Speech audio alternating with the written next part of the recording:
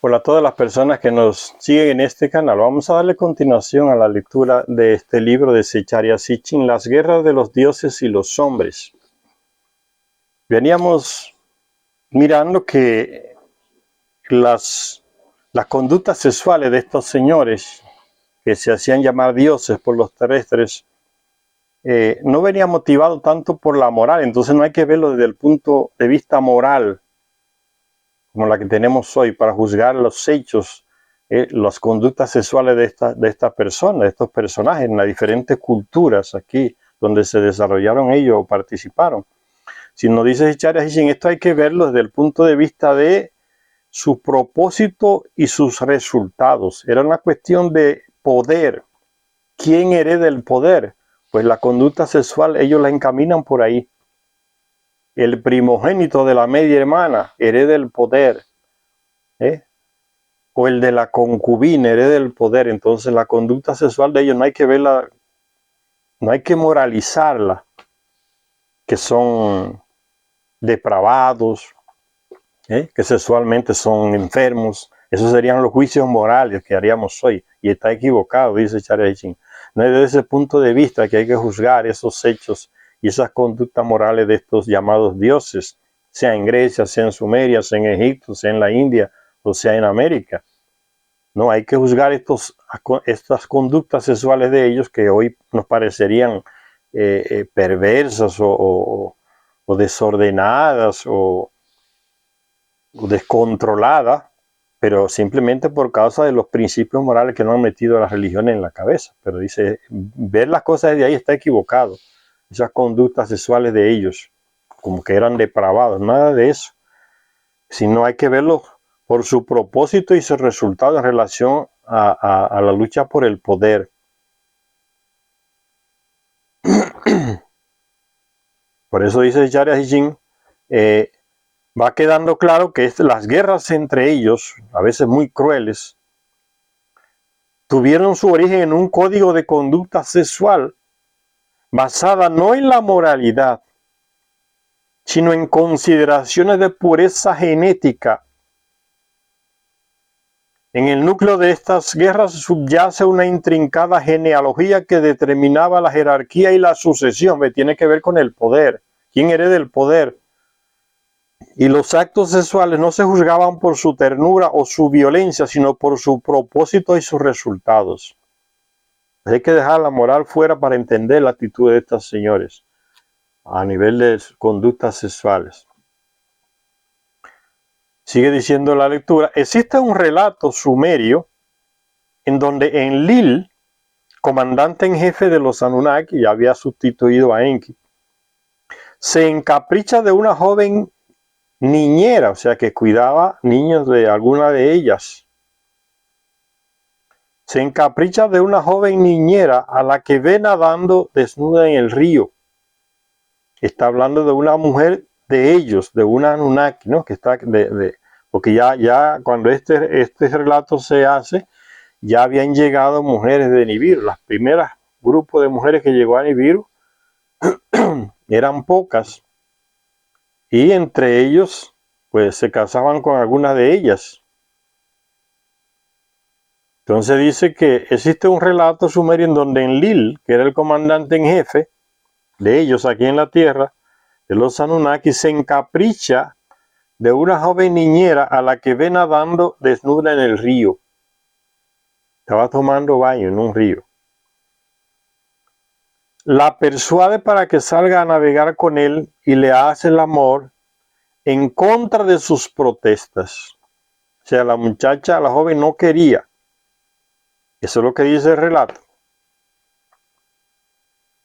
Entonces dice que la persuade para que salga a navegar con él y le hace el amor en contra de sus protestas. La mujer se estaba protestando y aparece la frase de la joven en el relato diciendo, no, mi vulva es pequeña, no sabe de relaciones sexuales. Y que mi boca nunca ha besado, que es pequeña. Entonces en otro texto dice que Enlil se echa a reír de estas cosas. Claro, él sabía que eran la muchacha sacándole, queriéndole sacar el pie, pero ni ella misma creía en esas cosas que ella decía. Y como sucede hoy día, cuando una mujer quiere enredarte, pues inventa unas excusas que uno dice que no son excusas, uno se ríe. Y uno tiene que preguntarse, y ese ha sido el proceder de las mujeres, copiado de ellas, de las mujeres de los Anunnaki aquí en la Tierra. Las terrestres lo copiaron. Cómo usar su cuerpo para manipular, conseguir sus planes con los hombres. Pero eso uno tiene que hacerles preguntas al texto, porque no era una cultura de gente boba. Son más avanzados que nosotros. ¿Qué hacía bañándose desnuda? Precisamente por donde él pasaba. No sería un plano. Pues después en otros textos aparece diciendo que sí, que fue un plano de la mamá y esta muchacha para agarrar al soltero que era el comandante en jefe. ¿Qué mujer no va a querer agarrar ese personaje para tener un hijo con él? El comandante en jefe de ellos aquí en la tierra. Es como ¿cuántas muchachas no se van ahora, gastan miles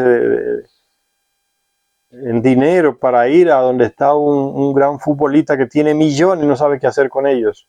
Se van, saben, buscan, pagan para tener la dirección del hotel donde se va a quedar el tipo.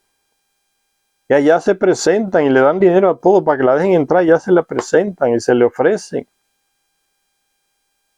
Para que el tipo la deje, le haga un hijo, porque ahí está seguro su futuro, con millones. Ellos no son bobas. Esta hizo lo mismo, es el comandante en jefe.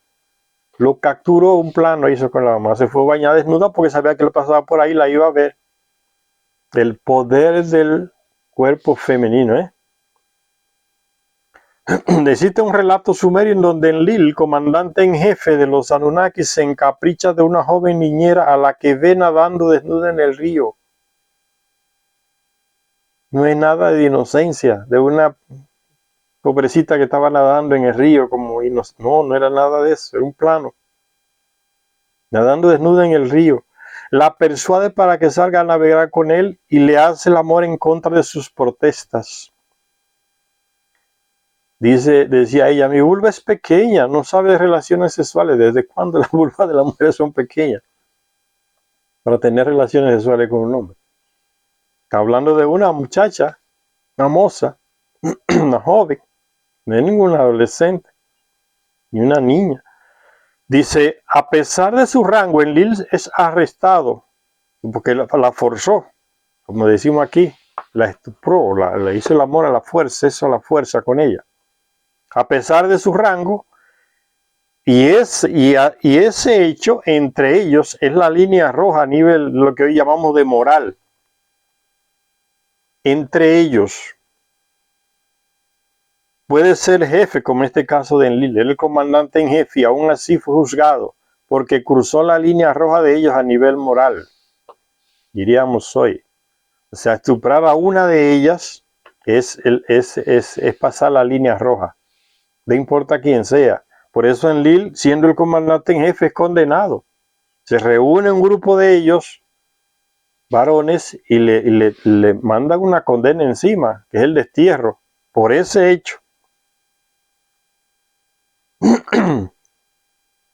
Entonces dice que tiene relaciones con ella en contra de sus protestas. Pero miren las protestas de ella. No, que mi vulva es pequeña y no sabe de relaciones sexuales.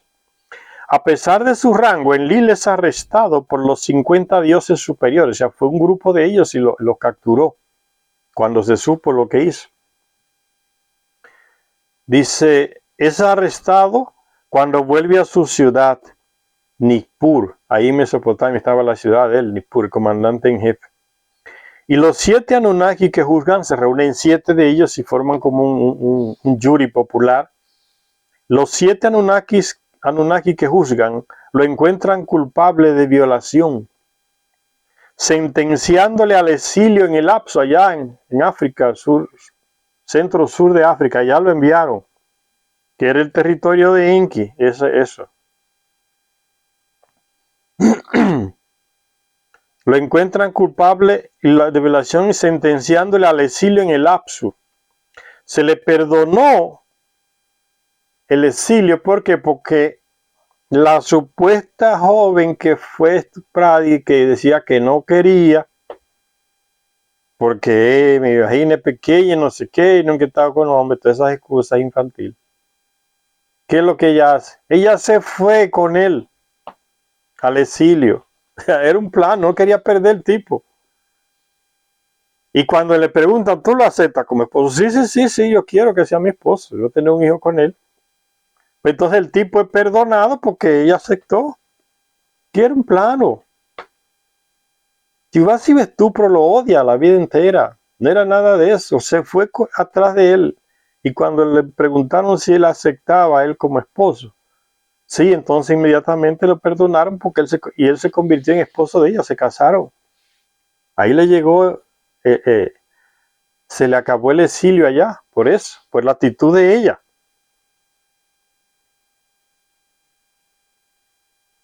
Entonces sigue diciendo, se le perdonó al casarse con la joven que le había seguido al exilio. Muchas canciones celebraban la historia de amor entre Inanna y un joven dios llamado Dumuzi. Inanna es una de ellas que estaba apasionada y se casó con uno de ellos llamado Dumuzi. Inanna del grupo de Enlil se casa con uno del grupo contrario que es del de Enki y se enamora con un hijo de Enki. Los dos clanes se mezclan, como Romeo y Julieta. Dos clanes distintos se mezclan. El amor, se apasionan uno con otro. Inanna y Dumuzi. Entonces Charles Sitchin menciona ese hecho. Muchas canciones celebraban la historia de amor entre Inanna y un joven dios llamado Dumuzi, joven dios, era uno de ellos, en los cuales sus encuentros se describían con una ternura conmovedora. Yo hallo que estos textos lo escribía Inanna. Dice uno de los textos, canciones que vienen de ellos, que se han guardado en tablillas. Se nota que era ella que mandaba escribir o escribía estos textos de su relacionamiento con Dumuzi, su relacionamiento amoroso. Dice el texto de uno de estas canciones, oh que se pose su mano en la mía para mí, oh que se pose su corazón junto al mío para mí.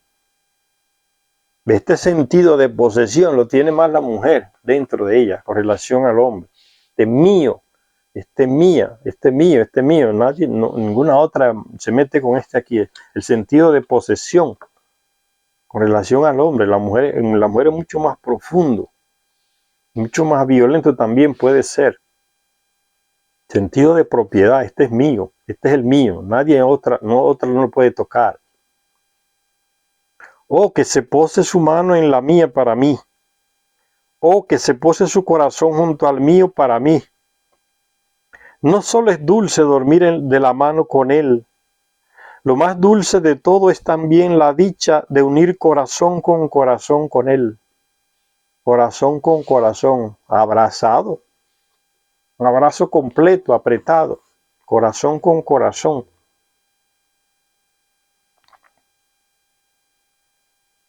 Y sigue diciendo, va a ver lo que dice ahora en el próximo texto. Parece que ella misma sigue escribiendo.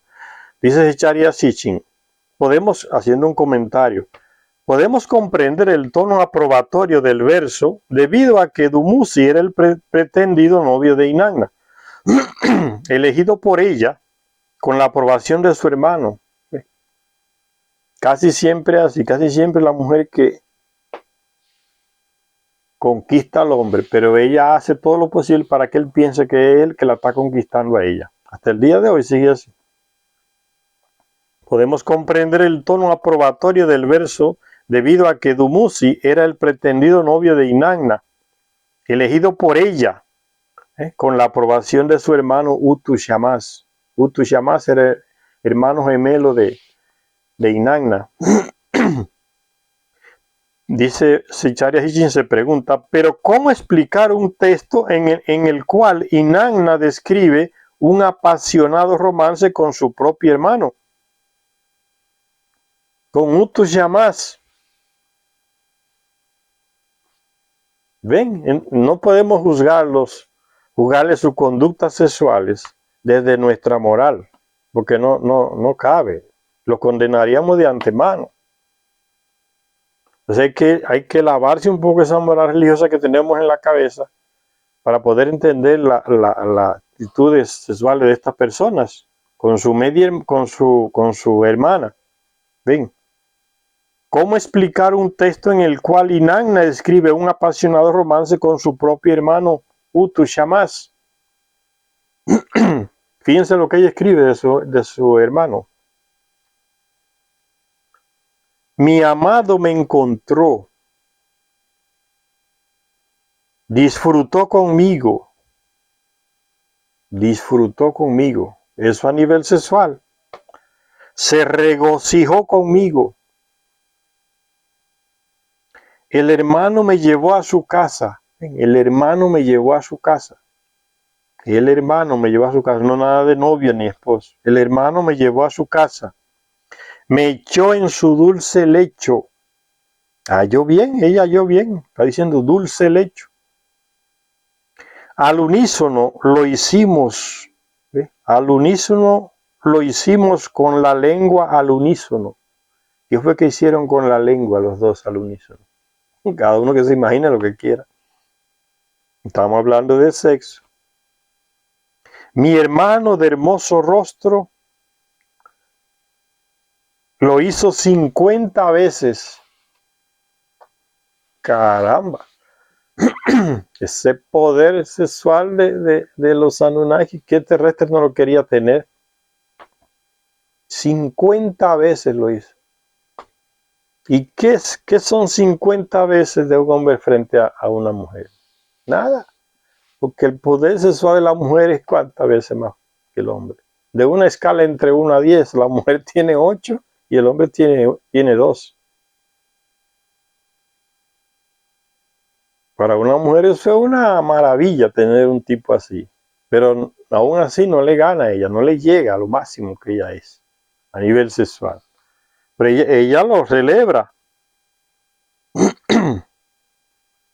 Al unísono lo hicimos, con la lengua al unísono. Sería con in linguis. Puede ser. Mi hermano de hermoso rostro lo hizo 50 veces. Su hermano, está hablando de su hermano, ven. Entonces no es. Ahora, dejando la moral de lado, Señor, que a veces muy hipócrita, esa moral religiosa que tenemos en la cabeza, que viene de la iglesia y todo eso disparate. Eso sigue pasando.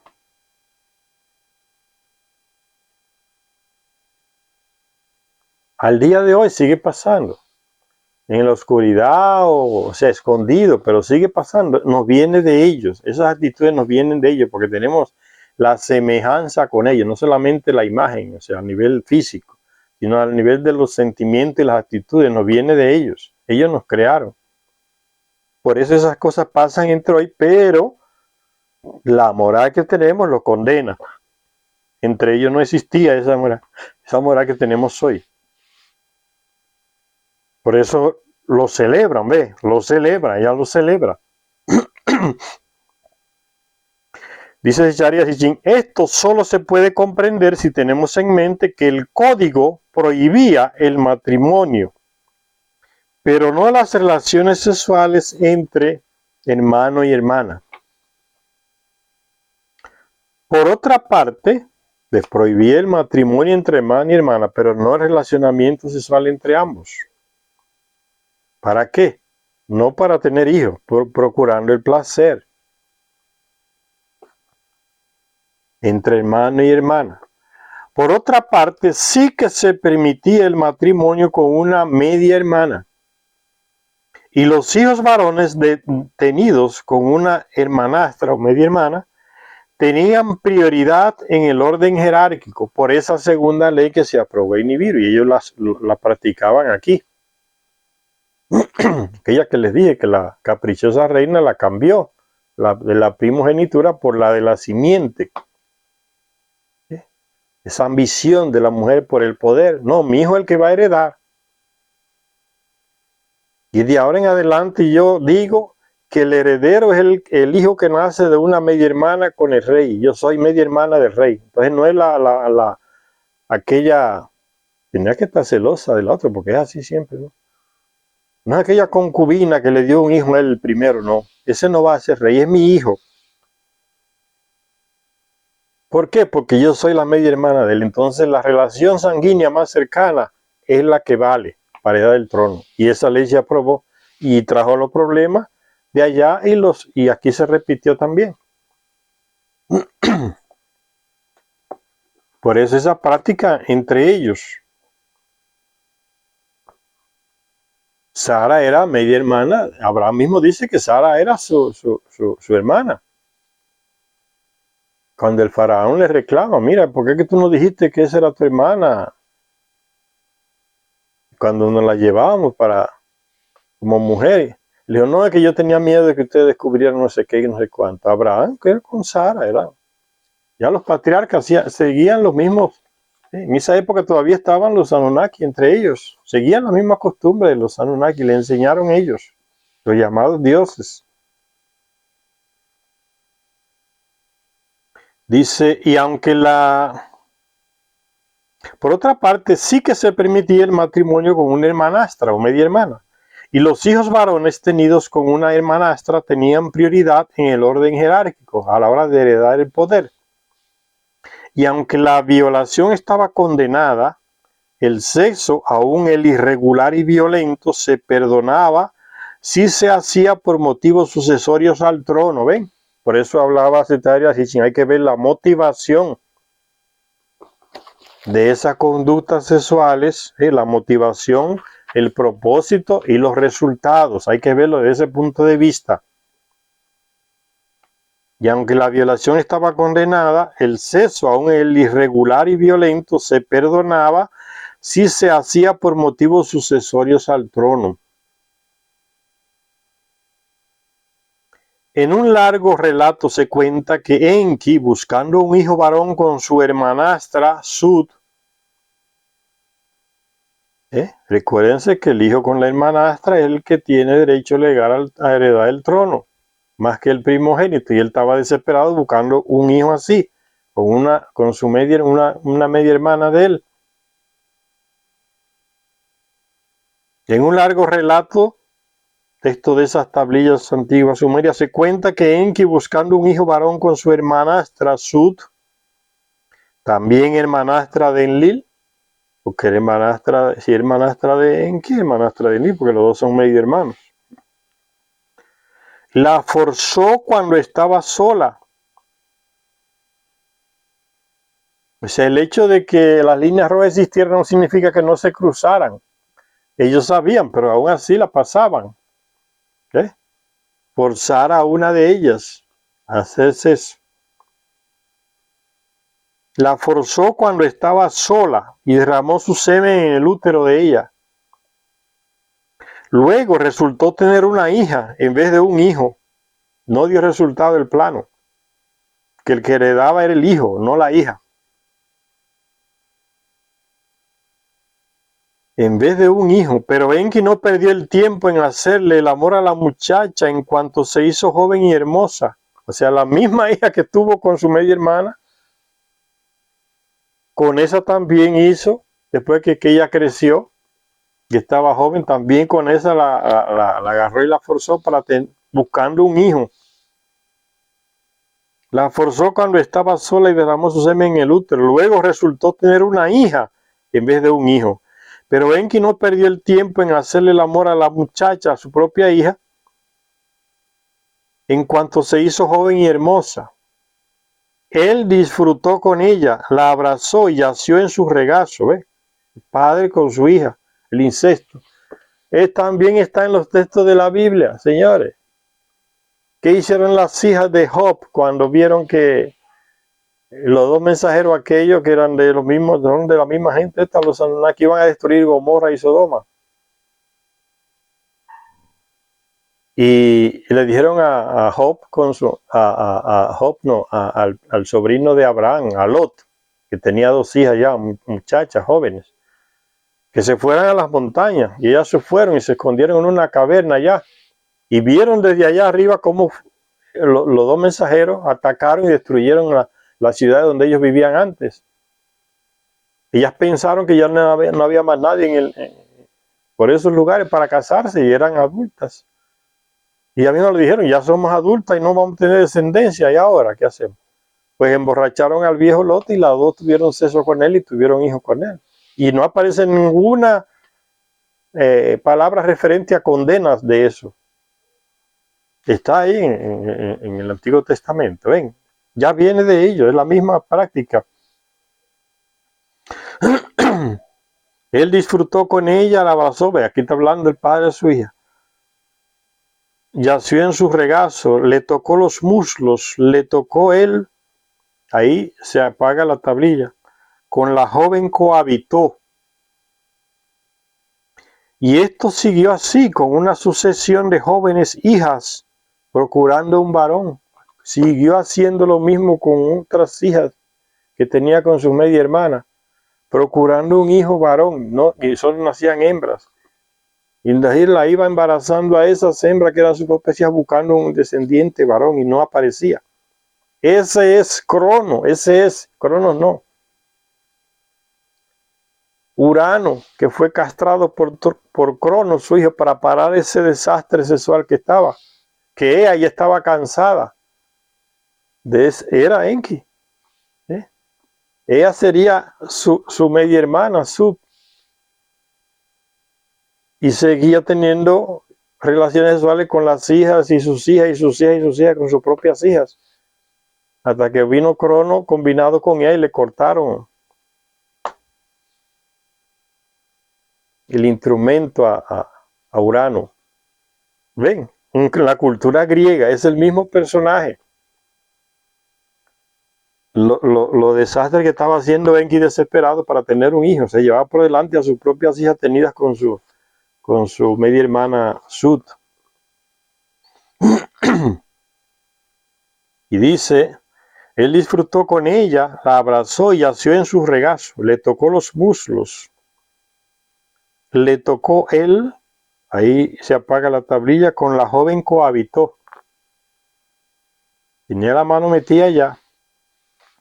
Y esto siguió así, con una sucesión de jóvenes hijas, hasta que Sut le echó una maldición a Enki, que lo paralizó.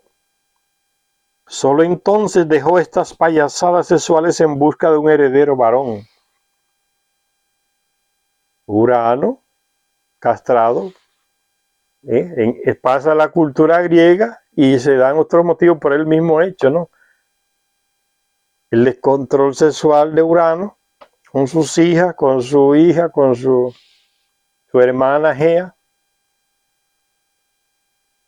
Y aquí sería Sut, la media hermana de Enki, teniendo hijas y hasta que ella ya rabiosa le puso, aquí dice que lo envenenó, aquí dice que no es como el relato griego que dice que ella lo castró, combinada con uno de sus hijos, Urano, llamado Cronos, que castró a su padre Urano. Pero el origen de ese relato griego es sumerio, ¿no? El de Enki con su media hermana Sut. Cada hija que nacía esperaba que creciera y tenía sexo con ella buscando un varón y nunca nació. Entonces, Sut se cansó de lo que hacía Enki y dice aquí que lo envenenó. Esa mujer era científica, doctora. Conocía de medicina, entonces sabía cómo preparar un veneno. Y si esto siguió así, los desaforos de Enki siguieron así con una sucesión de jóvenes hijas, hasta que Sut le echó una maldición a Enki que lo paralizó. Solo entonces dejó estas payasadas sexuales en busca de un heredero varón. Cuando Enki llevó a cabo todas estas aventuras sexuales, ya estaba casado con Ninki, su esposa legal, y estaba haciendo esto, era con su media hermana Sut. Cuando Enki llevó a cabo todas estas aventuras sexuales, ya estaba casado con Ninki, lo cual ilustra que el mismo código que condenaba la violación no prohibía las relaciones extramaritales. No había prohibición. Ahora uno se pregunta, ¿y las mujeres podían hacer lo mismo? No se dice nada de eso aquí, pero parece que no era la misma, no se aplicaba lo mismo para él y para ella. Era el hombre el que podía desandar y desandar. Y eso sigue entre los terrestres al día de hoy, porque viene de ellos. Es difícil un hombre quedarse con una sola mujer, no importa que sea su esposa. No es lo normal en la genética de nosotros. Uno para una o una para uno, no es lo normal. Nunca fue. Por encima de la moral que han querido imponer las religiones, que una para uno, que Dios dijo eso. Entonces, la gente no va por ahí, porque eso lo inventaron ellos, los dueños de esas religiones. Lo que está en nuestra genética no es eso. Entonces, lo que una religión dice no cambia la genética del ser humano. Aunque diciendo que fue Dios, la genética no cambia por eso. Lo que viene ya está ahí. Y eso es lo que se ve en la práctica. Él sigue diciendo, ese Charya Sitchin, sabemos también que a los dioses se les permitía cualquier número de esposas y concubinas. Pero parece que no era, las mujeres no podían hacer eso. Un texto catalogado como CT24, en uno de esos museos de Europa, lo tienen secuestrado por ahí, enumera 6 de las concubinas del rey Anu en Nibiru. Pero si se casaban, tenían que elegir a una como esposa oficial. Los árabes siguen eso, el harén de esos señores ricos árabes que tenían dinero para mantener a 15 o 20 mujeres de esas. Mantenerlas, porque sexualmente no daban para tantas mujeres. ¿Con qué poder tiene el hombre, la capacidad sexual del hombre para poder con 6 o 7 esposas? No tiene, la capacidad de la mujer es mucho más grande, pero la tenían porque tenían dinero y eso le daba dinero a la mujer y también la familia de la mujer tenía el futuro asegurado. Entonces lo consentían con los beneficios que le llegaban a ella y a la familia de ella. Entonces no es nada no es que sean bobas, es práctico, ¿no? El futuro lo tenemos asegurado. Que tenga 7, pero que me asegure mi futuro. Que le permitía cualquier número de esposas y concubinas. Un texto catalogado como CT24 enumera a 6 de las concubinas del rey Anu de Nibiru. Pero si se casaban, tenían que elegir a una como esposa oficial, prefiriendo para ese papel, como ya hemos dicho, a una media hermana, porque ahí se le aseguraba la descendencia del trono a él, con una media hermana. Si al dios, aparte de su nombre y sus muchos epítetos, se le otorgaba un nombre por título, a su consorte oficial también se le honraba con la forma femenina de tal título. ¿Ven lo que le caía a una mujer media hermana que aceptaba ser la esposa del rey? El título de él le caía también a ella, o sea, el poder a ella le correspondía, o sea, como ya tenía su futuro asegurado y el de su hijo. Yo soy la reina, yo voy a ser la reina y mi hijo va a ser el heredero. Pues no había cuestionamiento moral, sino era cuestión de resultados prácticos a nivel del poder.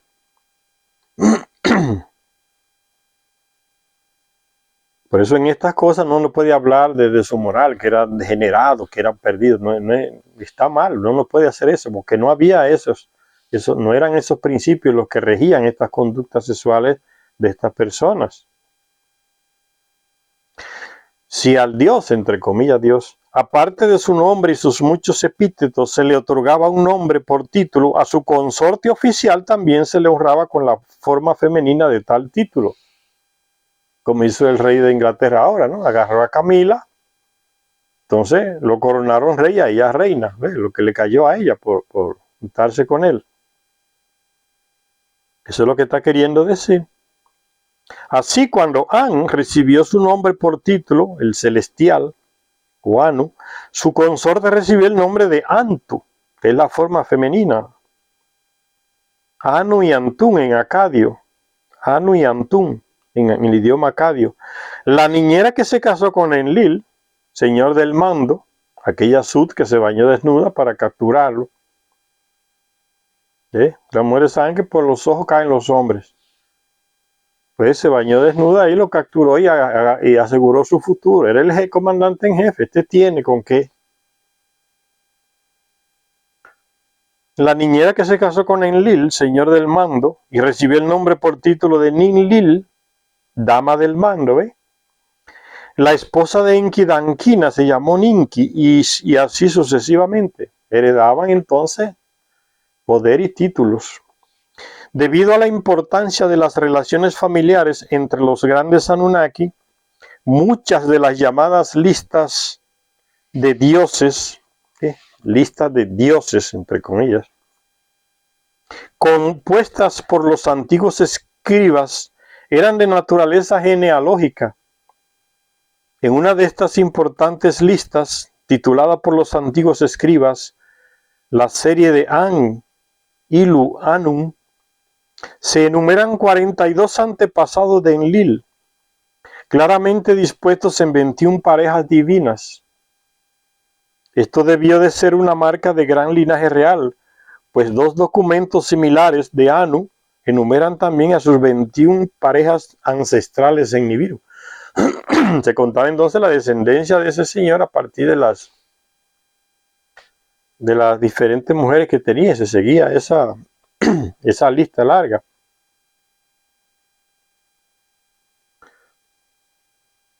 «21 parejas divinas». Esto debió de ser una marca de gran linaje real, pues dos documentos similares de Anu enumeran también a sus 21 parejas ancestrales en Nibiru. Sabemos que los padres de Anu fueron Anshargal, rey en Nibiru, príncipe del cielo significaba su nombre, y Kishargal, gran princesa del suelo firme. ¿Ve? Eso vino de allá. La mujer que se casaba con el rey heredaba también títulos como dependiente del rey también. Como sus nombres indican, no fueron la pareja reinante de Nibiru. Anshargal y Kishargal, padres de Anu, no fueron, dice Sicharejin, no fueron la pareja reinante de Nibiru. Más bien el padre fue el gran príncipe, es decir, el heredero aparente, y su esposa era la gran princesa, la hija primogénita del soberano, con una esposa diferente. Y así, hermanastra de Anshargal. En estos hechos genealógicos descansa la clave para comprender los acontecimientos en Nibiru antes de la llegada a la tierra, así como en la tierra posteriormente. En este libro yo les explicaba esa cuestión de Anshargal y Kishargal. Pues no me voy a parar a repetir de nuevo acá sobre esos dos personajes.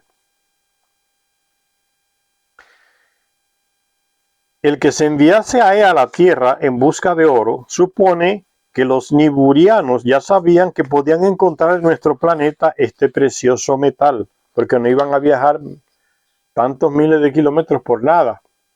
Tenían la tecnología para saber lo que hay en ese planeta. Es como nosotros, con la poca tecnología que se tiene ya, los expertos de la NASA o de Rusia o de China saben qué material hay en la Luna o en Marte, porque ya han enviado satélites artificiales y han capturado muestras del suelo. Entonces, la tecnología de estos señores son millones y millones de años enfrente de la de nosotros. Entonces ya sabían lo que había aquí en la Tierra.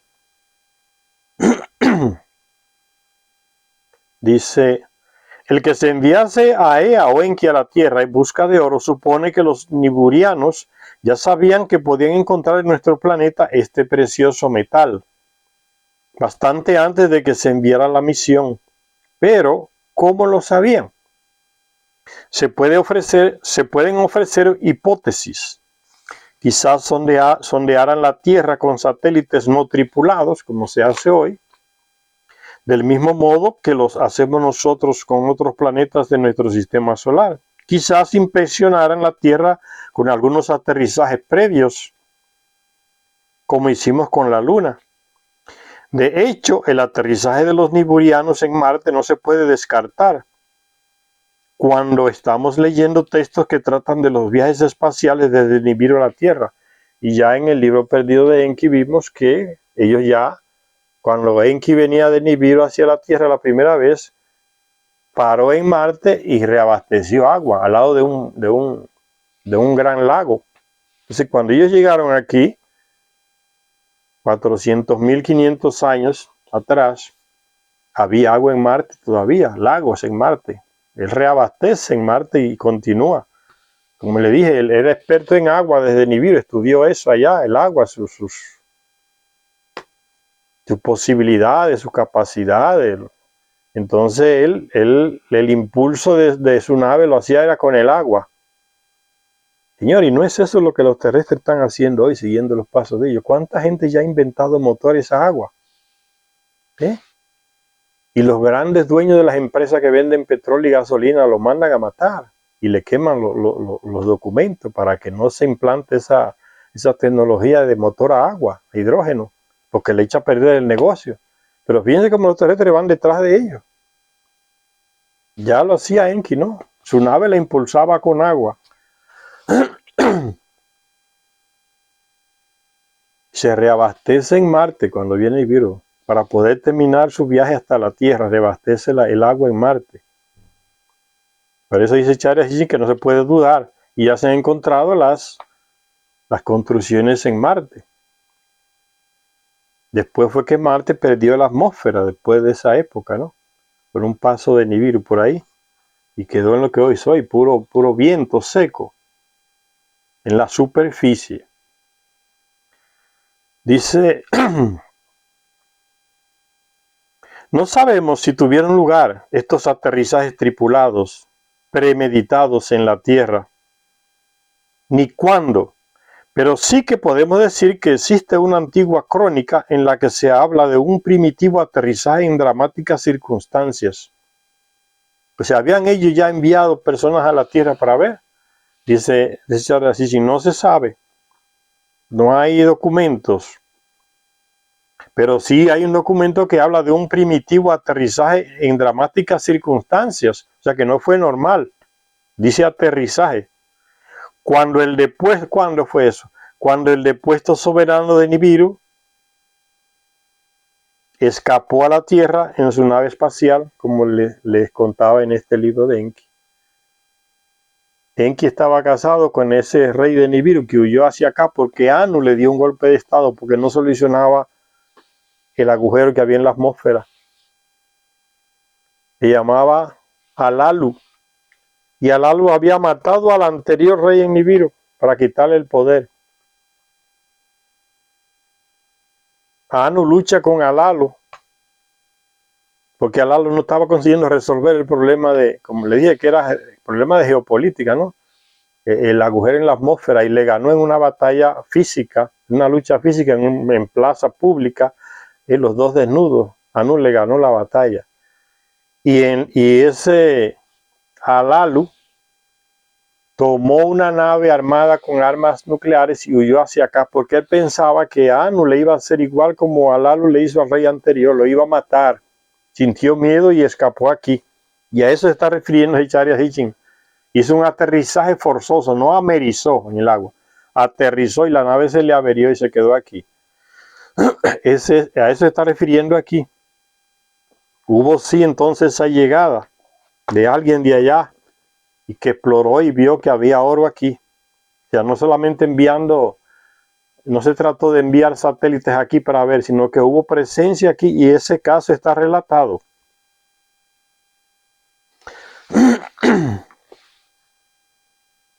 Dice, No sabemos si tuvieron lugar estos aterrizajes tripulados premeditados en la Tierra, ni cuándo, pero sí que podemos decir que existe una antigua crónica, en las tablillas que se han encontrado en Mesopotamia, en la que se habla de un primitivo aterrizaje en dramáticas circunstancias, cuando el depuesto soberano de Nibiru escapó a la Tierra en su nave espacial, Alalu, descendió ahí en la Tierra, aterrizó forzosamente y la nave se le averió, pero él sobrevivió. A eso se refiere aquí Zecharia Sitchin. Este acontecimiento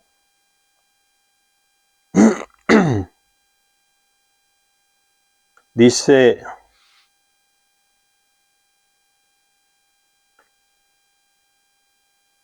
que existe, esa crónica entonces relata ese hecho, cuando el depuesto soberano de Nibiru escapó a la Tierra en su nave espacial.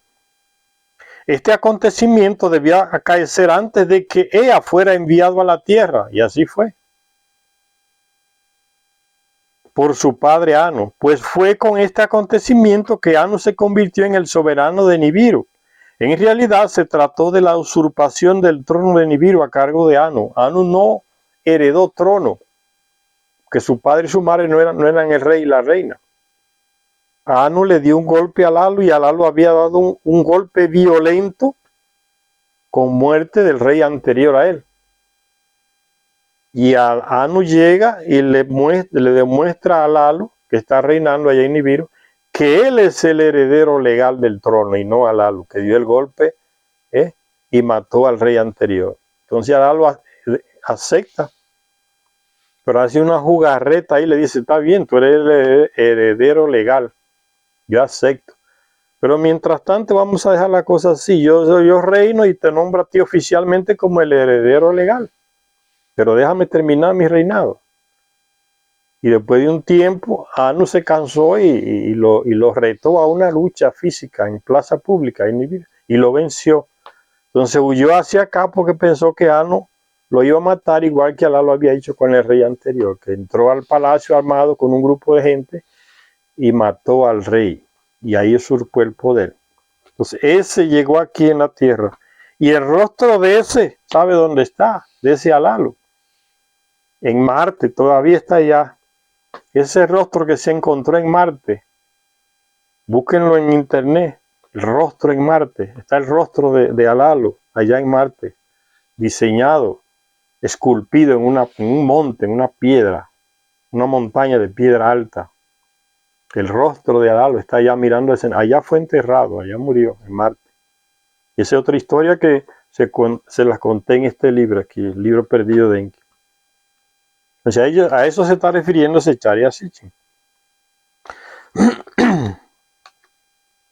Dice, este acontecimiento debió acaecer antes de que ella fuera enviado a la tierra por su padre, pues fue con este acontecimiento que Anu se convirtió en el soberano de Nibiru.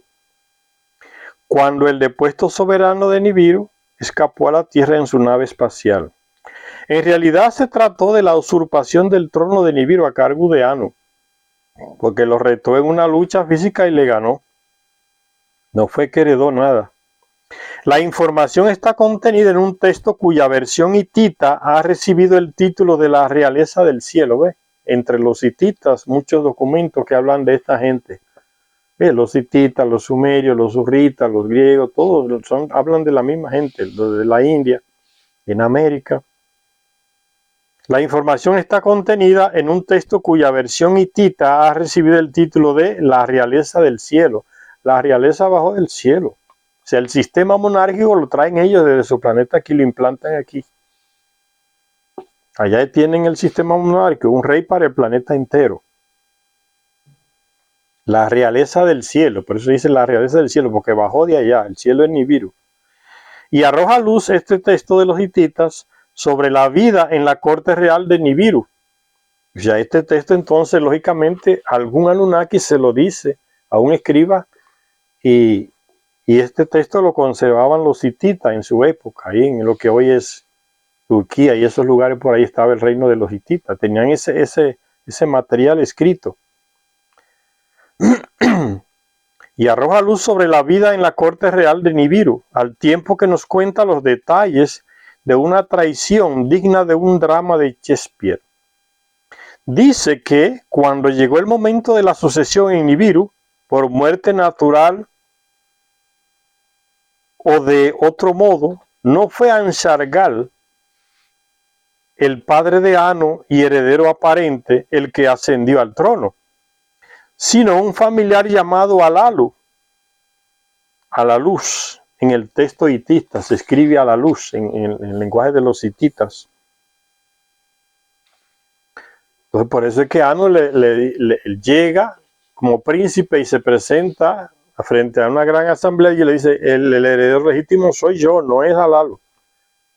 Y buscan en los textos y descubren que sí, que el heredero legal era Anu y no Alalu, que dio el golpe y mató al rey anterior. Entonces Alalu acepta, pero hace un rejuego político y le dice a Alalu que se quede tranquilo, que por decreto lo nombra heredero legal, pero que deje terminar su mandato y después le entrega el trono a él. Se lo iba a entregar. Es difícil que el que se agarra al poder le entregue a otro tan fácil, ¿no? Por eso entonces después de cierto tiempo se rebela, lo desafía a una lucha y le gana y usurpa el poder. Y sigue diciéndose Charya Sitchin, ese texto hitita arroja luz sobre la vida en la corte real de Nibiru, ya en su planeta, está hablando de cómo es su planeta ya, al tiempo que nos cuenta los detalles de una traición digna de un drama shakespeariano, de Shakespeare. Dice que cuando llegó el momento de la sucesión en Nibiru, por muerte natural o de otro modo, no fue Anshargal, el padre de Anu y heredero aparente, el que ascendió al trono, sino un familiar llamado Alalu, o Alaluz, en el lenguaje de los hititas, Alaluz. Como un gesto de reconciliación o por costumbre, Alalu designó a Anu copero real. Quédate tranquilo ahí, yo sé que tú eres el heredero legal. Además, te voy a nombrar mi hombre de confianza. Tú me vas a servir el vino. Ese era el hombre de confianza porque podía envenenarlo. Entonces tenía que tener mucha confianza en él, que le llevaba el vino, le servía la copa, el copero real. Lo nombró ahí para apaciguarlo. Como un gesto de reconciliación o por costumbre, Alalu designó a Anu copero real, una honrosa posición de confianza que nos resulta conocida por diversos textos y representaciones reales de Oriente Próximo. ¿Ves? Hasta esa aparece un documento antiguo con él aquí, ¿ve? Anu sirviendo el vino a Alalu en Nibiru, porque esa historia se la contaron los Anunnaki a los escribas aquí en los sumerios. Por eso esas representaciones que le haría algún sumerio en base a lo que le contaron algún de los Anunnaki, ¿ve? A Anu sirviéndole el vino o Alalu sirviéndole el vino al rey, Anu sirviéndole el vino al rey Alalu en Nibiru, el copero real. Pero pasados 9 años en Nibiru, 9 años en Nibiru, no aquí serían miles. Pero pasados 9 años en Nibiru, Anu, en el texto hitita se escribe Anus, le dio batalla a Alalu, lo desafió a una lucha en la plaza pública, desnudos los dos, como era su costumbre, y lo depuso porque le ganó la lucha. Dice el texto, en cierta ocasión en los días de antaño, los dioses estaban en su planeta. En cierta ocasión en los días de antaño, Alaluz era rey en el cielo, en Nibiru, el cielo es el planeta Nibiru. Alaluz estaba sentado en el trono. El poderoso Anus, que está en el lenguaje de los hititas, Anus, Alaluz, en el lenguaje de los acadianos sería Anu o Alalu. El poderoso Anus, el primero entre los dioses, porque era el rey, estaba de pie ante él.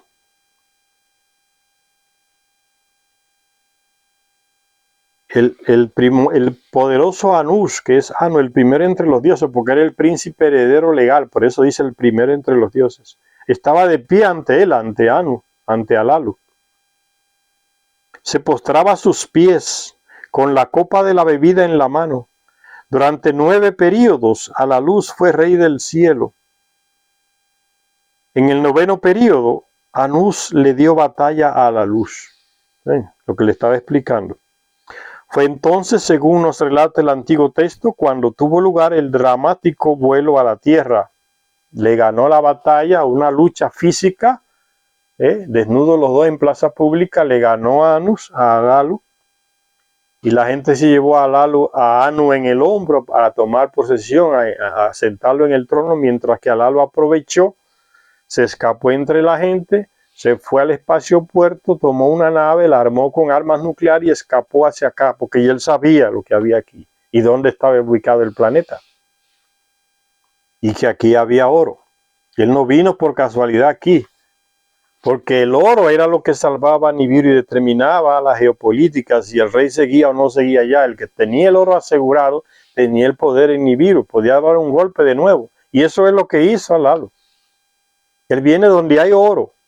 Y cuando llega aquí, él manda el mensaje. Estoy aquí en el lugar donde está el oro, en el planeta donde está el oro. Yo tengo la salvación de Nibiru en mis manos. Si me devuelven el poder allá, ya diciéndole a Anu que le devuelva el trono allá, yo les digo cómo llegar aquí para procurar el oro que salvará a Nibiru. Ven el juego político que hace él. No se da por vencido. Viene aquí con un plan para recuperar su trono allá. Fue entonces, según nos relata el antiguo texto, cuando tuvo lugar el dramático vuelo a la tierra, cuando perdió la lucha física ya en Nibiru contra Anu. Alaluz fue derrotado, huyó ante Anús, descendió a la oscura tierra, le llevó aquí al planeta. Anús tomó asiento en el trono, entonces sentó él allá en el trono. Aunque es muy posible que gran parte de lo relativo a la Tierra y sus recursos se conociera en Nibiru, aún antes del vuelo de Alalu, ciertamente ya lo conocían, sabían los recursos que tenía el planeta, habían estudiado nuestro sistema solar, sabían qué había en cada planeta, tenían la tecnología. Antes del vuelo de Alalu, hacia acá, el hecho es que tenemos aquí el registro de la llegada a la Tierra de una nave espacial niburiana, anterior a la misión de Ea o Enki. En nuestro planeta, las listas de los reyes sumerios, un texto antiguo en tablillas, las listas de los reyes sumerios, dicen que el primer administrador de Eridu se llamaba Alulín, Alalu, porque cuando Alalu llega aquí, se establece ahí a la orilla de los pantanos. Ahí aterrizó su nave de una manera un poco desastrosa y se averió. Y él se quedó viviendo dentro de su nave ahí. Le estoy resumiendo lo que dice aquí el libro de que ya leímos, el libro perdido de Enki. Entonces él se establece ahí en la orilla de los pantanos con su nave, vive dentro de su nave y sale a explorar por varios lugares cercanos por ahí, las colinas, pero sigue viviendo dentro de su nave. Y cuando allá él manda la señal a Nibiru, el mensaje, ¿ves? Comunicación interplanetaria, le manda el mensaje a Nibiru, a Anu, diciéndole, mira, yo estoy aquí en el planeta del oro. El futuro de Nibiru está en mis manos. Si me devuelves el trono, te digo cómo llegar aquí a buscar el oro. Y hicieron un acuerdo, entonces Anu aceptó el acuerdo, solo que después no lo cumplió. Entonces allá en Nibiru se prepara una misión, no, pero hay que ir a ver si es verdad lo que él está diciendo. Y los sabios allá descubren, analizando, ese tipo envió el mensaje del planeta, del séptimo planeta. Entonces se prepara una misión allá en Nibiru para venir aquí a conferir, a ver si es verdad que lo que dice Alalu, que hay mucho oro. Y entonces, ¿a quién envían?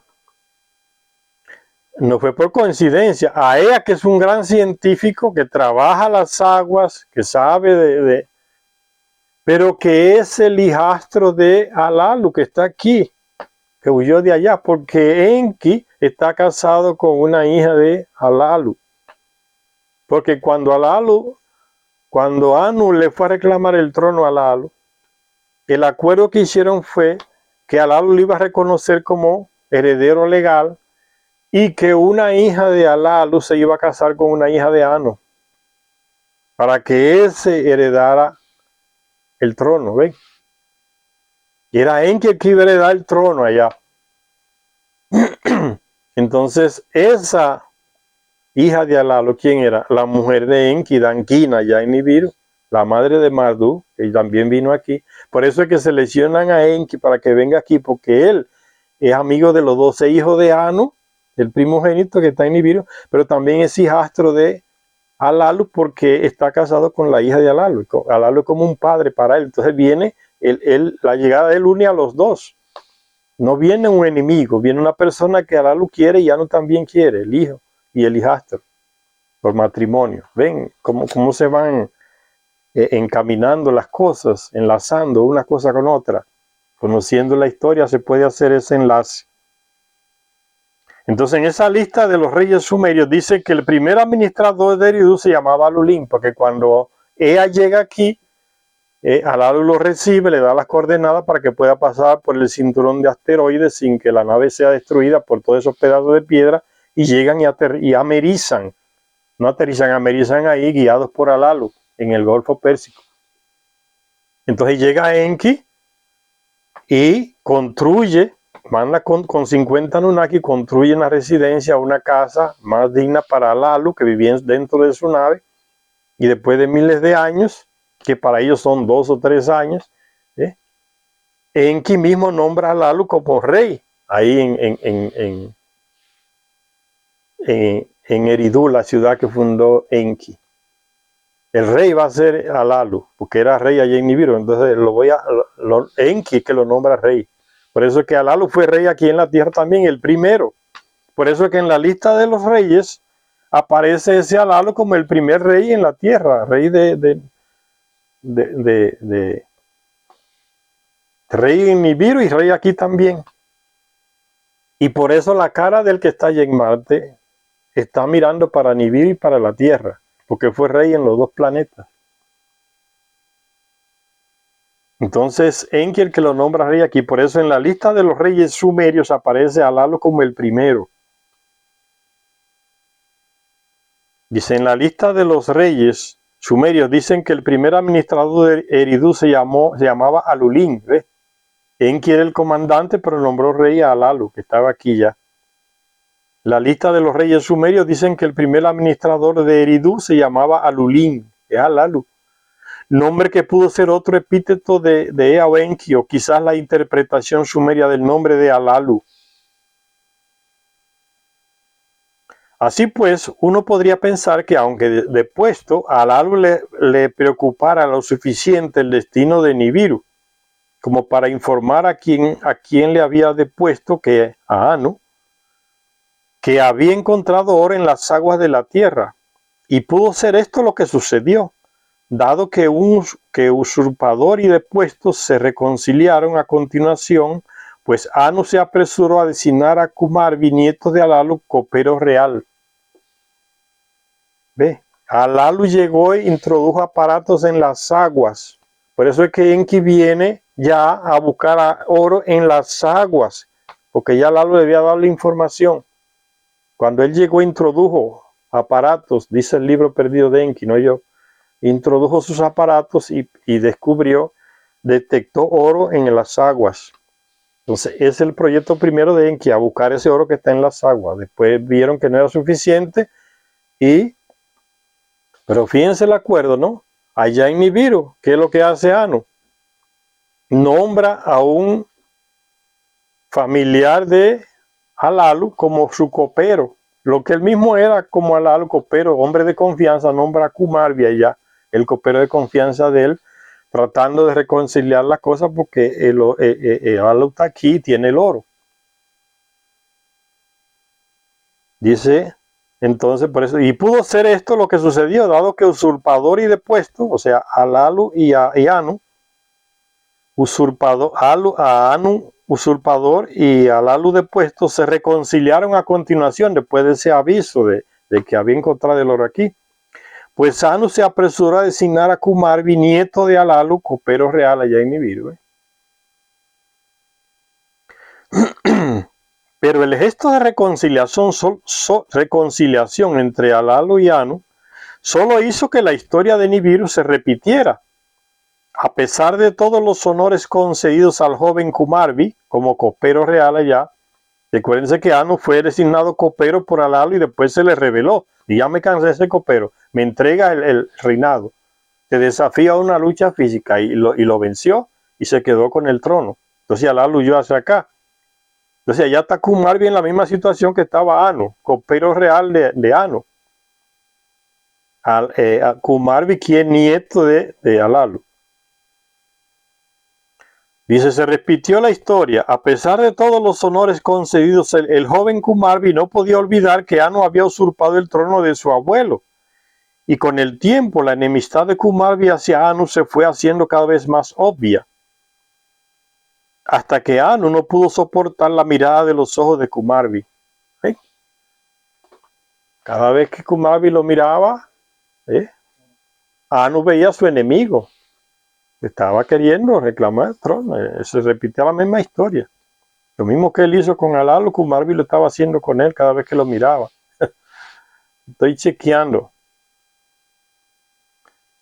Anu no pudo soportar la mirada de los ojos de Kumarbi. Y así fue que, cuando decidió hacer su visita a la tierra, llevando consigo a su heredero aparente Enlil, Anu estimó conveniente llevarse también al joven Kumarbi, ven, para que no tuviera oposición. Y por eso yo le decía al principio, el hecho de que Anu trajo aquí a los dos herederos a los tres, porque ahora está Kumarbi, a Enki, a Enlil y a Kumarbi, los trajo aquí al planeta. Se libró porque se le quitaba de encima ya en Nibiru. Es un juego político que él hace. Los trajo aquí a los tres.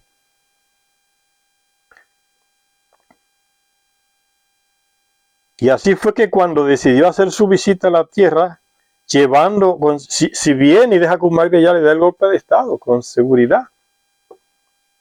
Así fue que cuando decidió hacer su visita a la tierra, llevando consigo a su heredero aparente Enlil, el hijo que iba a heredar, Anu estimó conveniente llevarse también al joven Kumarbi.